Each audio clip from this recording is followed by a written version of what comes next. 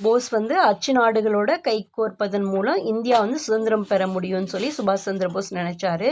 கல்கத்தாவிலேருந்து 1941 ஜனவரி 16, 17 அன்னைக்கு நைட்டு ஓகேவா எப்படி தப்பிச்சிட்டார். அவர் தான் அரெஸ்ட் பண்ணி வச்சுருக்காங்கல்ல, வீட்டு சிறையில் வச்சுருப்பாங்க.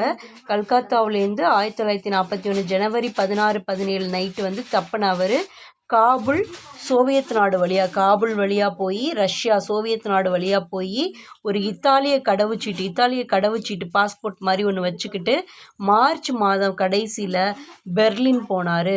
அங்கே வந்து ஹிட்லரையும் கோயபல்ஸையும் சந்தித்தார். பெர்லின் போயிட்டு அங்கே ஹிட்லரையும் கோயபல்ஸையும் பார்த்தாரு.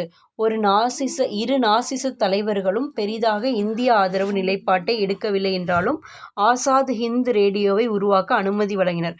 இந்த 2 தலைவரும் ஹிட்லரும் கோயபல்ஸும் பெருசாக ஒன்றும் இவருக்கு உதவலை அப்படின்னா கூட ஆசாத் ஹிந்த் ரேடியோவை உருவாக்குறதுக்கு அனுமதி கொடுத்தாங்க. ஓகேவா.